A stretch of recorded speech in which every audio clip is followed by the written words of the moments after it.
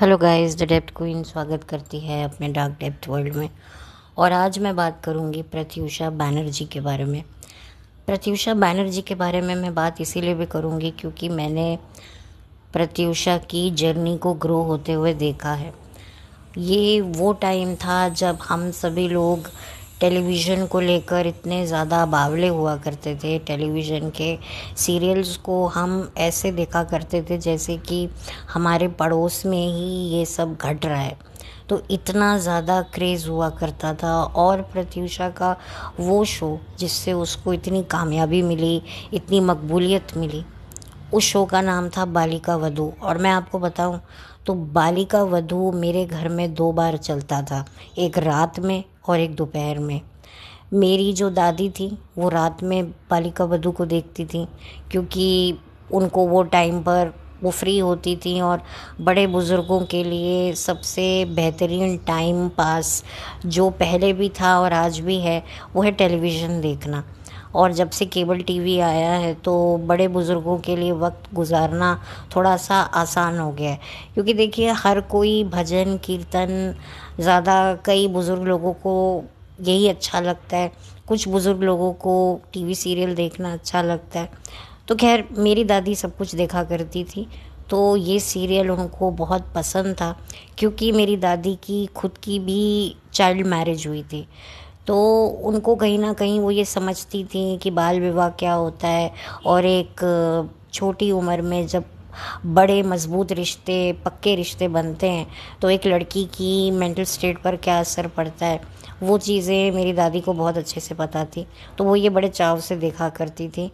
मेरी माँ दोपहर में जब इसका रिपीट टेलीकास्ट होता था वो तब देखती थी क्योंकि रात में वो बिज़ी होती थी हम लोगों को लेकर के पढ़ाना, फिर घर के काम, फिर किचन, तो उसमें बिज़ी रहती थी तो उनके पास वक्त नहीं होता था। वो दोपहर में देखती थी। और मैं क्या देखती थी कि दोपहर का रिपीट टेलीकास्ट मेरी माँ तो देख ही रही है, साथ में मेरी दादी भी देख रही है। तो बहुत ज़्यादा बालिका वधू मेरे घर में चलता था।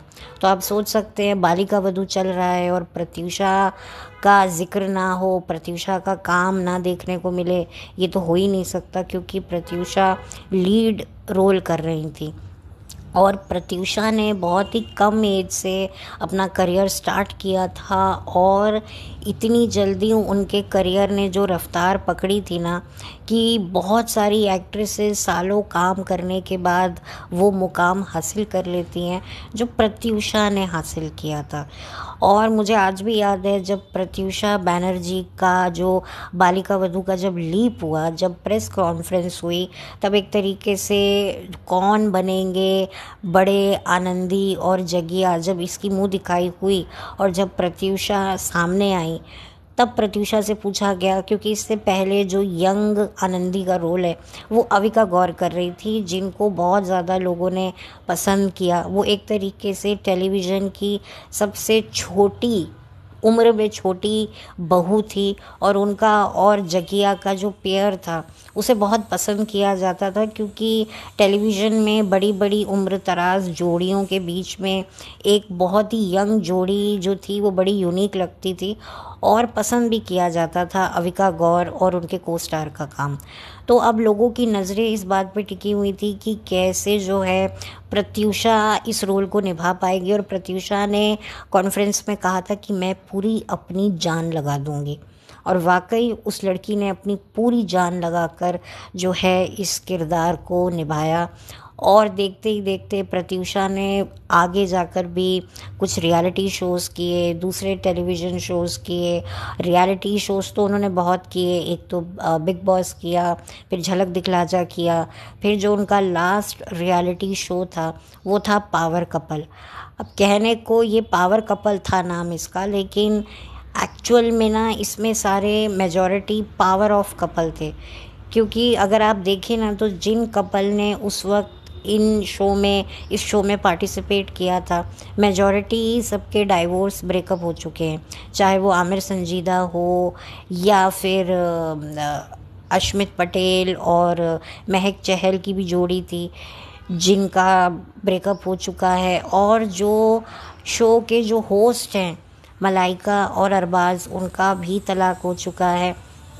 और जो शो के विनर बने थे नावेद जाफरी और उनकी वाइफ, उनका भी डाइवोर्स हो चुका है। तो आप सोचिए कि ये तो पावर ऑफ कपल शो था।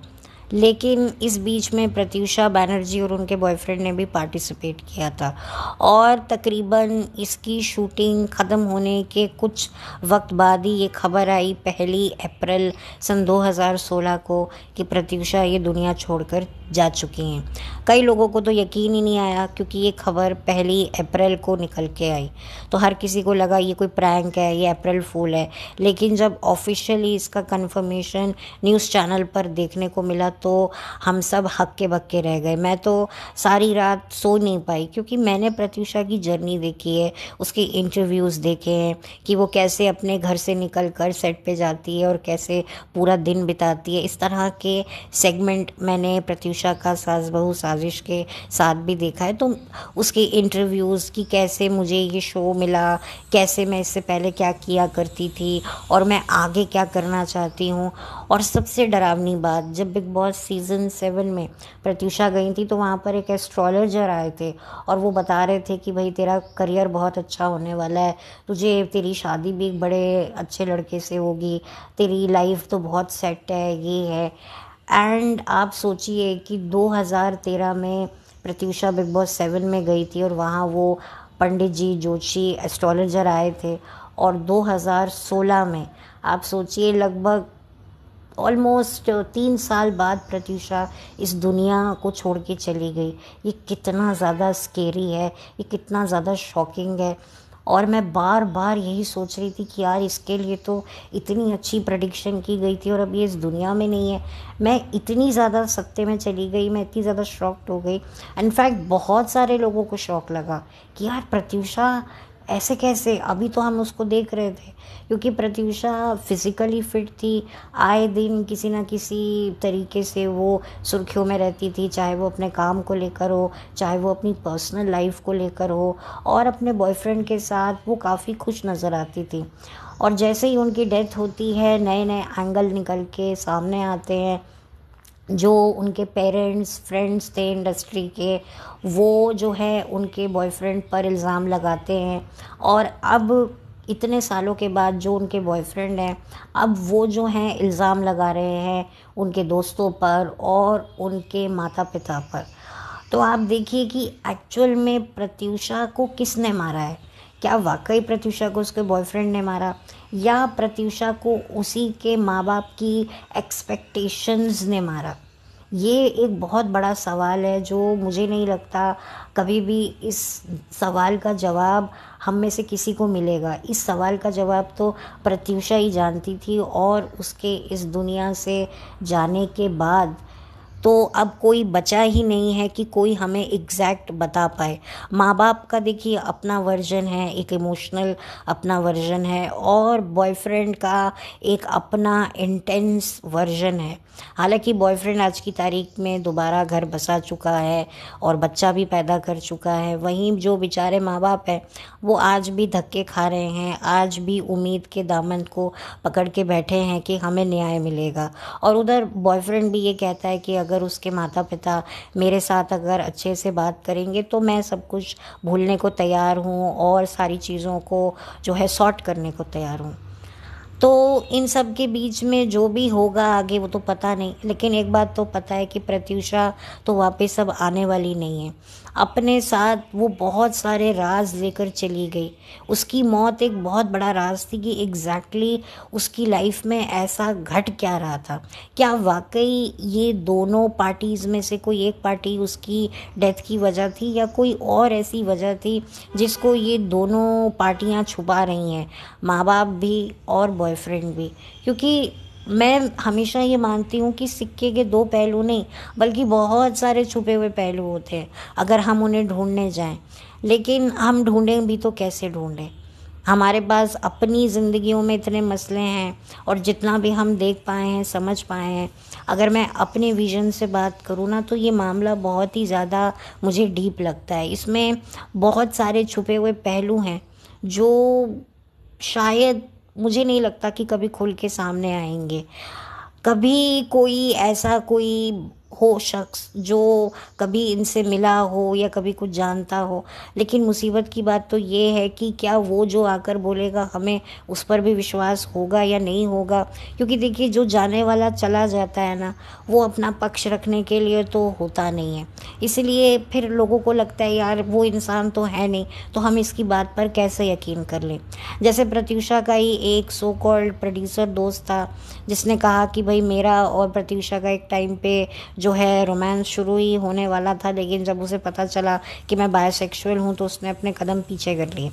तो इस वजह से भी लोगों ने उसको कॉल आउट किया कि भाई अब वो व्यक्ति अब इस दुनिया में है नहीं अपना पक्ष रखने के लिए, तो तुम कैसे बात कर रहे हो, कैसे ये सारी बातों का जिक्र तुम कर रहे हो। तो ये भी एक बहुत बड़ा एक वो हो जाता है। तभी जो है कहते हैं ना, इंसान चला गया और फिर उसके बाद सारे गिले शिकवे चले गए, और मैं तो कहती हूँ बहुत सारे राज भी वो अपने साथ ले जाता है कि वो उस टाइम पर किस सिचुएशन से गुज़र रहा था।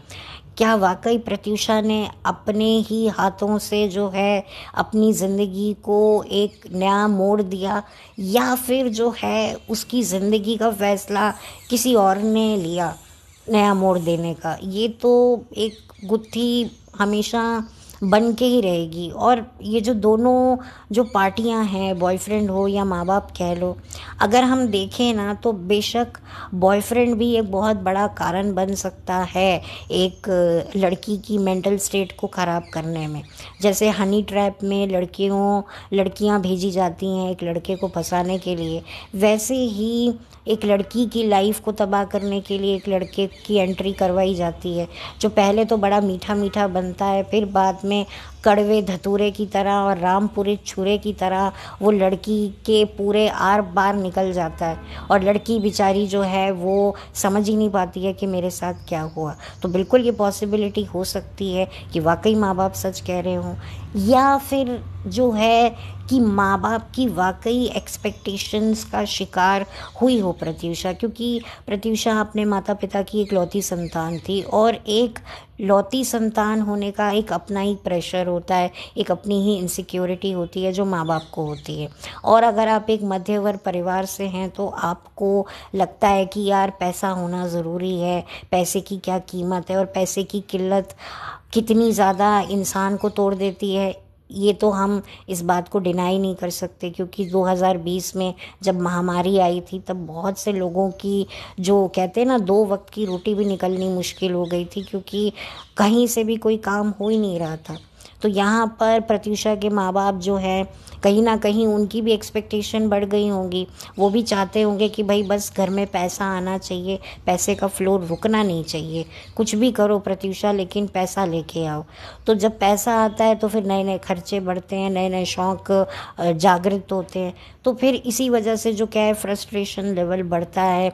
अब देखिए, प्रत्यूषा एक लड़की थी, हालांकि उसकी उम्र सिर्फ 24 साल की थी, लेकिन वही वाली बात है कि वो अपने लिए क्या पता कुछ और डिसीजन लेना चाहती हो, वो काम करना नहीं चाहती हो। क्योंकि ये इंडस्ट्री जो है ये देखने में जितनी ग्लैमरस लगती है ये उतनी ग्लैमरस है नहीं। बहुत सारा स्ट्रेस, अगर हम प्रोफेशनल फ्रंट पर भी देखें ना तो कितने कितने घंटे शूटिंग करनी पड़ती है, फिर उसके बाद स्टेज शो, फिर उसके बाद आप एक रियलिटी शो पे जा रहे हो जहाँ पर एक अलग ही लेवल का स्ट्रेस आपको झेलना पड़ता है, फिर मीडिया, फिर पीआर, फिर आपके पर्सनल एक्सपेंसिव को मेंटेन करने का प्रेशर, बहुत सारे प्रेशर आपको झेलने पड़ते हैं।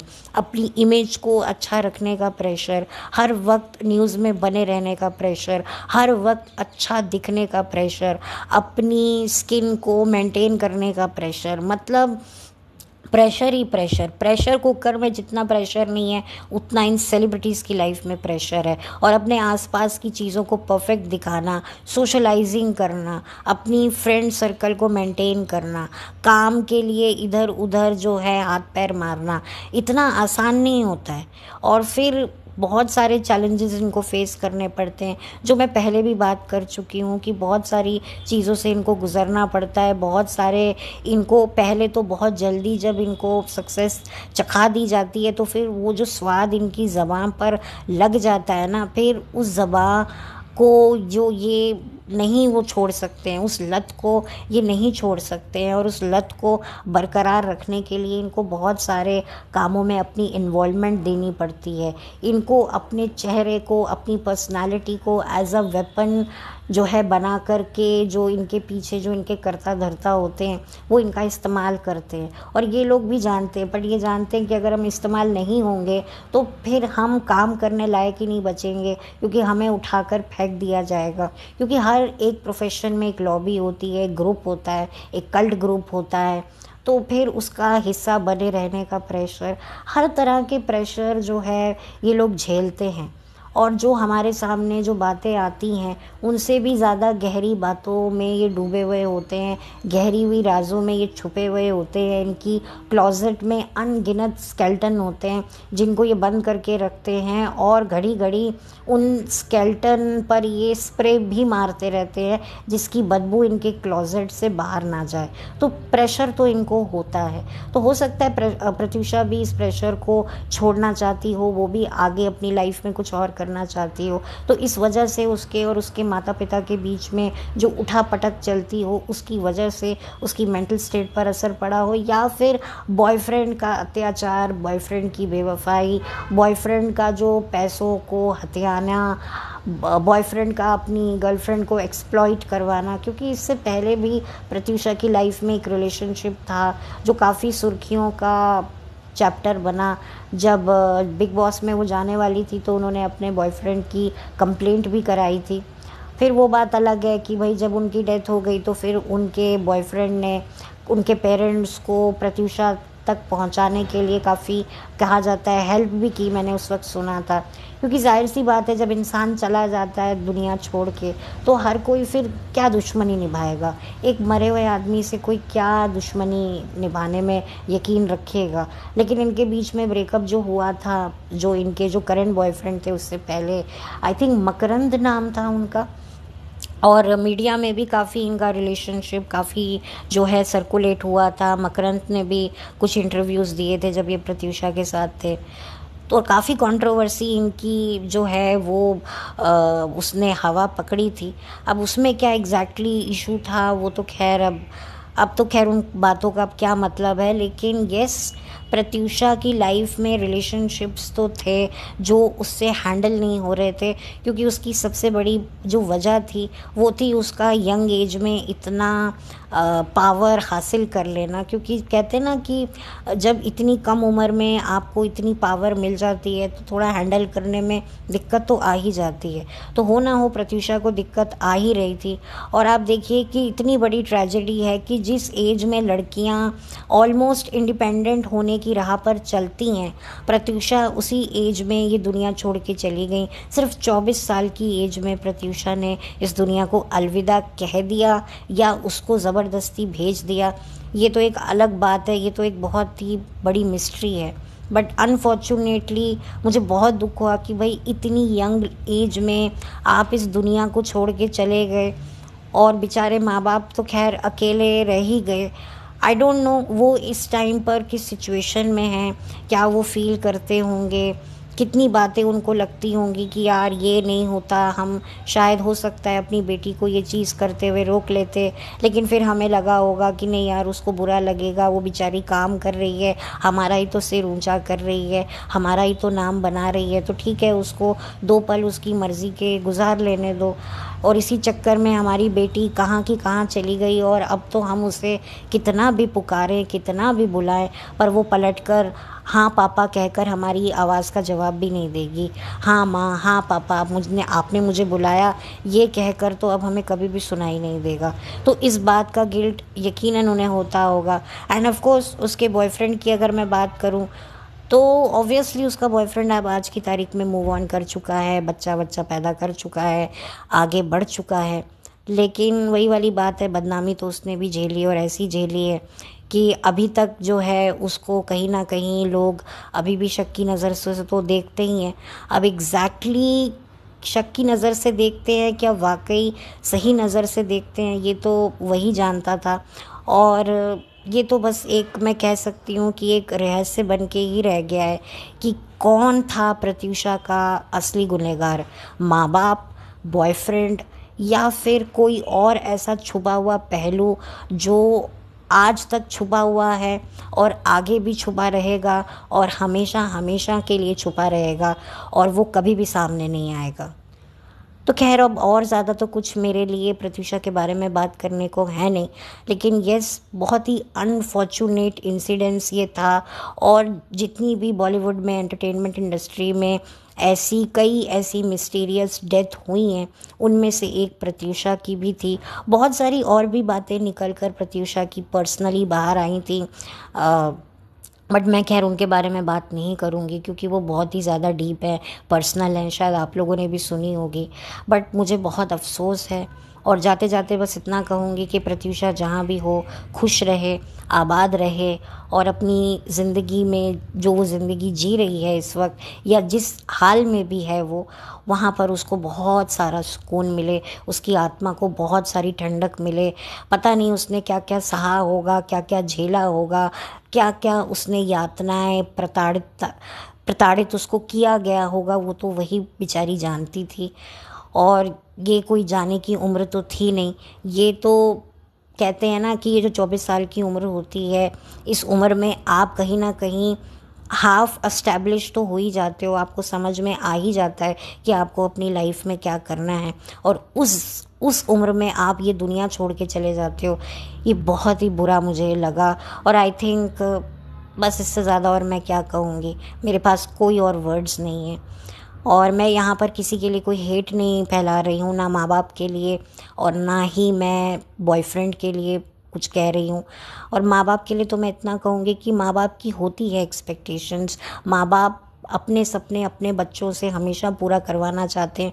कभी कभी ऐसा भी होता है कि भाई हमने जो अचीव किया हमारे बच्चे भी उससे ज़्यादा करें, इस चक्कर में भी बच्चे प्रेशर में तो आते ही हैं। और अब तो खैर ज़माना बहुत बदल गया है, लेकिन हमारे टाइम पर तो ये बहुत होता था और आज भी होता है। हम लोग आज भी ये सब देखते तो हैं कि भाई जो डिसीजंस हमने लिए हैं वो सही हैं और हमारे बच्चे भी उसी तरह के डिसीजन लें, चाहे वो करियर से रिलेटेड हो, चाहे वो शादी से रिलेटेड हो या फिर फैमिली प्लानिंग करने से रिलेटेड हो। तो इस चीज़ की भी तनातनी तो मैंने भी अपनी लाइफ में देखी है। बट खैर थैंकफुली अब थोड़ा सा जो है पेरेंट्स की जो पेरेंटिंग है उनमें चेंज आने लगा है। जो आजकल के जो पेरेंट्स हैं अपने यंग बच्चों को इस तरीके से प्रेशराइज नहीं करते हैं और करना भी नहीं चाहिए, क्योंकि शादी, बच्चा, धर्म, ये 3 ऐसे स्वतंत्र डिसीजन होते हैं जो आपकी बच्चे के ही होते हैं। इसमें आप उन्हें एडवाइस दे सकते हैं, लेकिन उन्हें ना क्रिटिसाइज़ नहीं कर सकते और ना ही उन्हें प्रेशराइज़ कर सकते हैं कि नहीं हम जो कह रहे हैं तुम्हें वही करियर चुनना है, वही जगह शादी करनी है। तो ये एक अच्छी बात है जो मुझे अब अच्छी लगती है। आई डोंट नो प्रत्यूषा का क्या मसला था, वो तो वही जाने। और बेचारे जो माँ बाप हैं, बुज़ुर्ग माँ बाप हैं, वो बेचारे अब धक्के खा रहे हैं। मैं तो बस यही चाहूँगी कि जो उनका बुढ़ापा है वो पीसफुली निकले। जो औलाद चली गई है इस दुनिया से वो वापस तो नहीं आ सकती, बट भगवान उन्हें शक्ति दे और उनको जो है एक सही राह दिखाए और उस राह पर उन्हें बहुत सारा सुकून मिले। तब चलती हूँ, लौट कर मिलती हूँ। Have a blessed day, bye, thank you so much.